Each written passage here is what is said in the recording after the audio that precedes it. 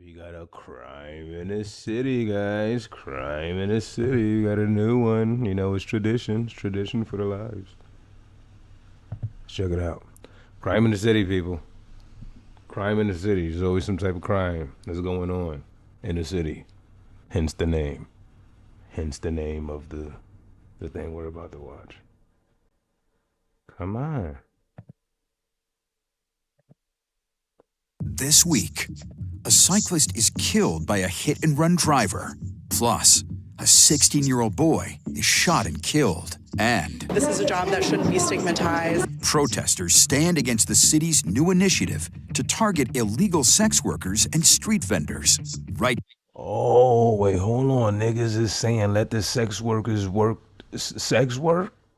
Now, Fox 5's Crime in the Yo, the liberals getting crazy. City. Here are the crimes across the 5 boroughs. Niggas say, what do you mean they're out there half naked and butt naked with your child going across the street and walking, going to the park and going to school and coming from after school? They have rights too. For our first story this week, we begin in Lower Manhattan, where the trial begins for Daniel Penny, the Marine veteran accused of placing Jordan Neely in a deadly chokehold on a subway train. It's a I case remember that this. shook the city to its core. Today, the manslaughter trial of Daniel Penny begins. Lisa Yo, y'all remember this? Evers has been in court all day. She's live in Lower Manhattan with our Lisa Evers on the case. top story tonight at 5. Yo, I'm waiting for the, nah, I mean, that sounds crazy to say that. Let me not even just say that. Lisa. I was about to say I'm waiting for the next indictment. Like I'm wishing the indictment just so we could see a Lisa Evers special. That's not a good thing to say. Well, Steve and Natasha, there are strong signs that this case is moving quickly towards what both sides say they want, a trial. Now, this morning, more than 24 prospective jurors were pre-screened and selected, with more this afternoon. And this comes as both sides say they want to see what happens and whether or not Jordan Neely's tragic death can be proved to be manslaughter.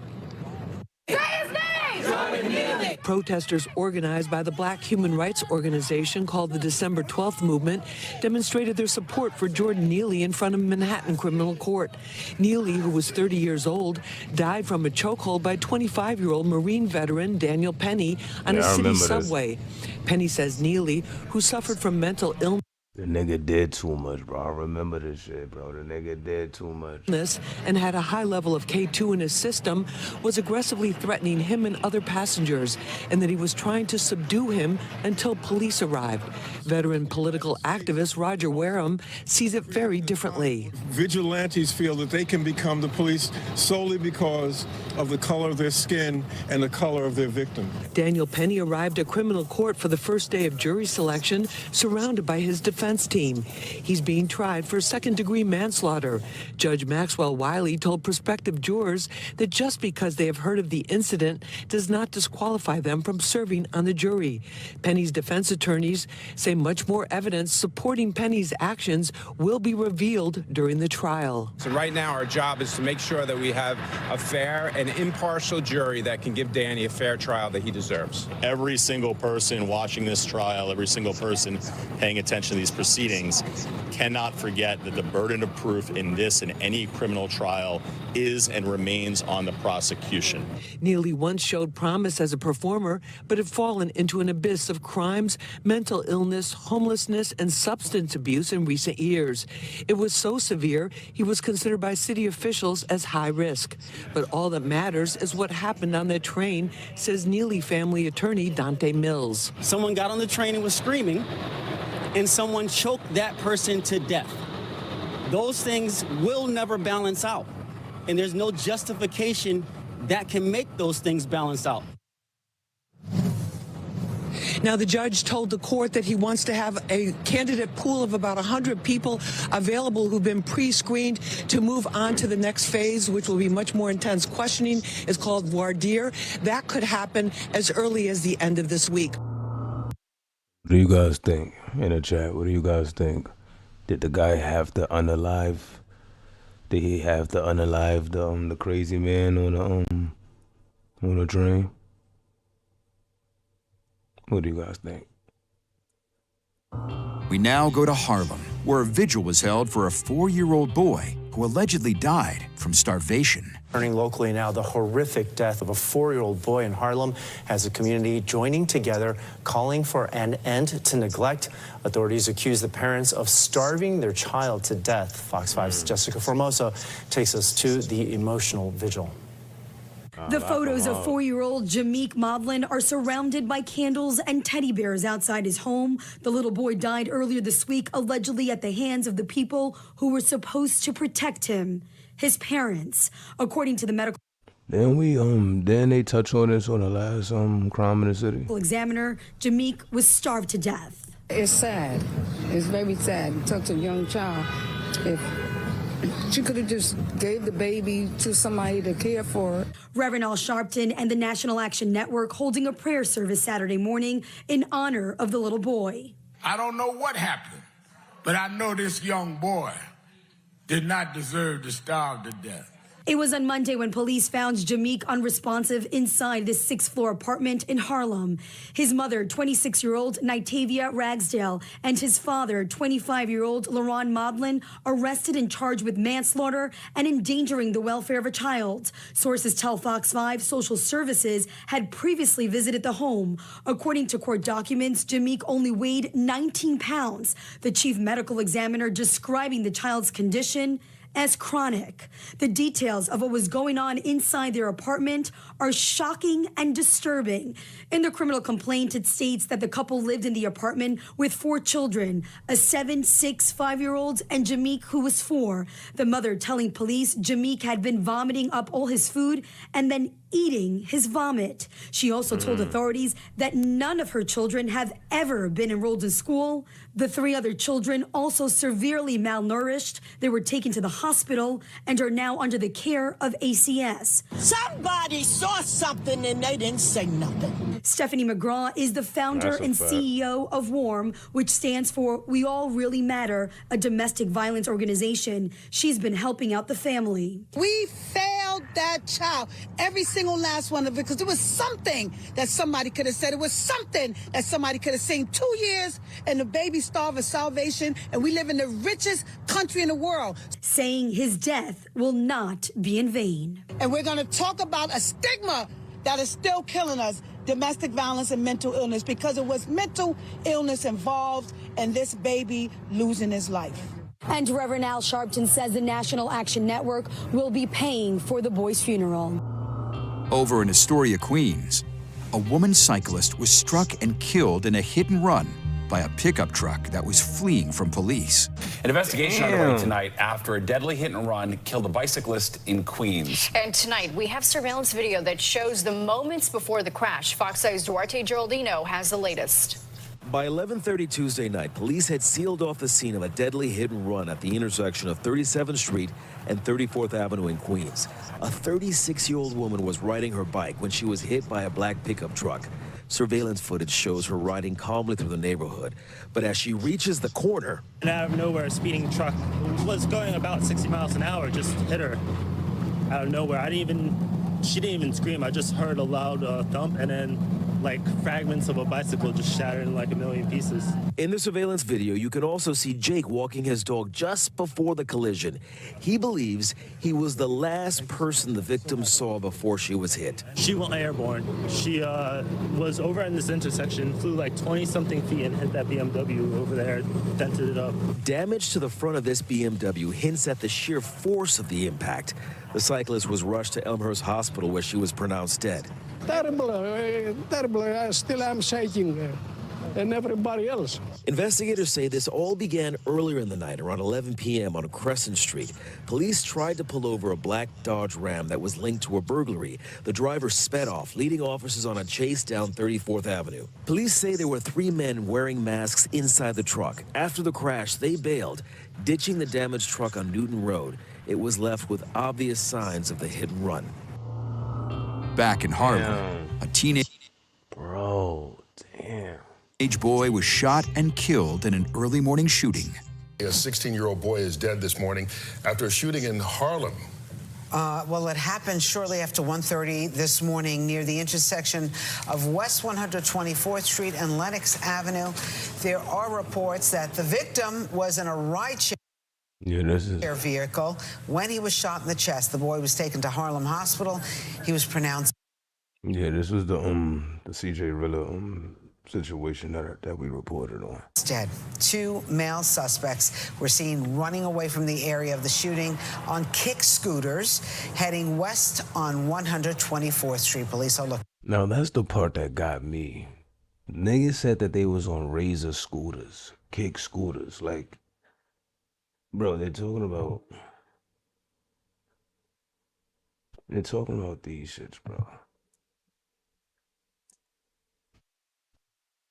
They talking about these shits, bro. The kick ones, bro. Like, the shits that you kick. Like, we ain't even talking about electric scooters, my nigga. Niggas said they was on the razor scooters, bro. Niggas said they was on the razor scooters, bro. That's not crazy. You doing drive-bys on a razor scooter? for them. We return to Queens, where police are looking for a woman they say bit and punched an Uber driver, then stole his vehicle and fled before crashing it. An Uber driver in Queens brutally attacked on the job. The suspect eventually able to take off with his vehicle. The incident has sparked outrage among the taxi drivers union, and as FOX5's Duarte Geraldino shows us, they're calling on Uber to step in and help. A woman described as deranged and in need of help is seen in this video opening the door of an Uber driver's vehicle before stealing it. The New York State Federation of Taxi Drivers is calling for action. A deranged woman attacked one of our members, attacked one of the Uber drivers out in Queens.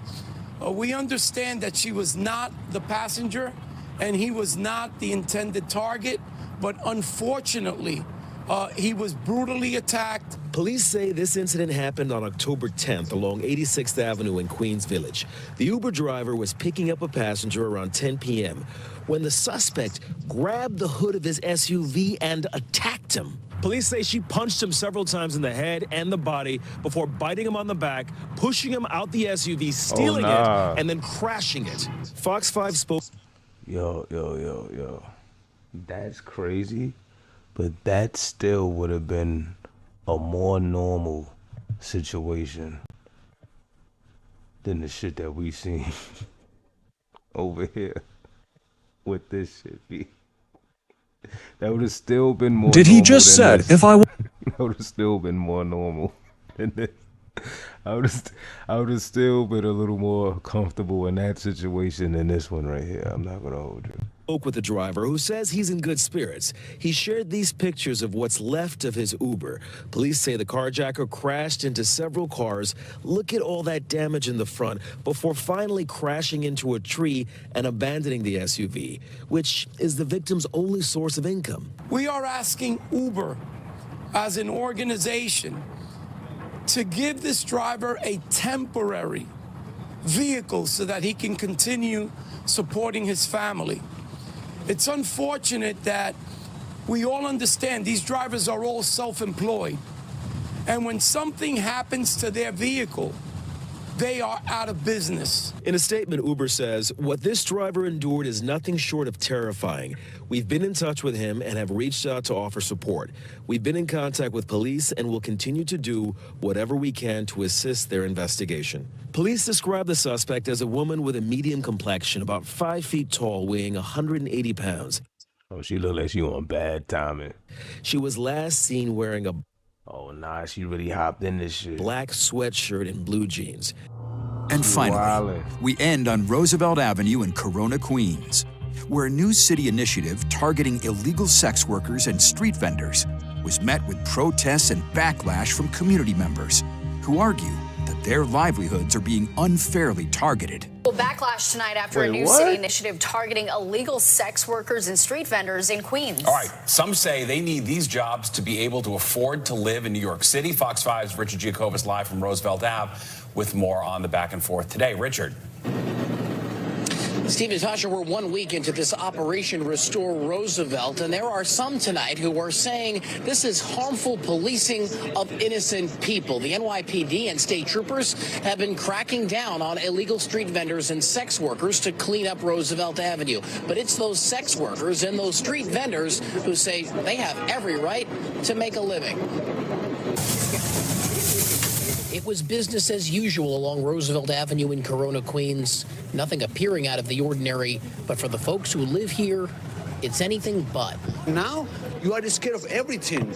Like, the first thing you see is like prostitutes around among Roosevelt Avenue, all those vendors. But as cops crack down to bring back quality of life, dozens of those who work this busy thoroughfare say enough is enough. This is a job that has dignity. This is a job that shouldn't be stigmatized. And people at the end of the day are working, and they deserve the same worker protections as any other type of laborer. Amalia Valentine is a current sex worker who joined together to support who she calls vulnerable community Where's members. she at? Prostitutes who walk up and down Roosevelt Avenue, including immigrants, transgender individuals, and working class people of color. It very much feels like I'm trying to exist, my community is trying to exist, and simply by existing, we are making people upset and being attacked. Yo, where's she sex working at? Where's she sex working at, B? Many people in our community are doing sex work because they need to be able to pay for rent. They need to be able to do this as a form of survival. Yo, I've never seen no shit like this before. Have this ever happened before? Like we seen a slut walk, right? But like, have we seen like motherfuckers like, yo, Mayor Eric Adams, you wildin', like, let us sell this pussy or this budussy. Let us sell this budussy so we could pay the rent that's so goddamn high in the city. Have we ever seen anything like this before? The rally in Corona Plaza calls for cops to step aside and abandon the mayor's 90-day plan to overhaul Roosevelt Avenue from 74th to 111th by raiding brothels and arresting those breaking the law. More resources, no more race. Democratic District Leader Hiram Montserrat was ambushed by those rallying after he spoke out saying that a police presence is not only necessary along Roosevelt, it's vital to the community's future. This is an urban crime zone. We have had hundreds upon hundreds of prostitution, brothels, drug sales, drug gangs, and we needed it cleaned up. We appreciate the governor and the mayor hearing the call of the people to make us safe. We need our cops. But those leading the fight on the other side say this is about their livelihood, and they have every right to be here. New Yorkers and regular people who live in Queens who are just making a living, working. Oh, she a sex worker too? Yo, where's these sex workers at? And existing on Roosevelt Avenue. Yo, where these sex workers working at, B? Cops are continuing their crackdown. They busted yet another brothel last night. NYPD community affairs officers have still been on Roosevelt much of. It says sex. Someone said no shit. It said, it popped up. The shit said sex worker. Look. It pops up on the little thing at the bottom right there when you're talking. Look. Let us sell Badussi. Let us sell Badussi. New Yorkers and regular people who live in Queens who are just. See, look, it popped up right here. Look, sex worker. See? It popped up. This is where, like, labels who the person is. Making a living. That you're talking to. Working and existing on Roosevelt Avenue. Yo, that's crazy. Cops are continuing their crackdown. That's crazy, bro. I ain't never seen nothing like that, bro. Speaking of selling some pussy and shit like that. Some box prostitution. Yo, you seen that chick, bro? That chick that was talking about she was at the Diddy parties that was on Soft White Underbelly? I forgot her name. I think it was Tanya, something like that.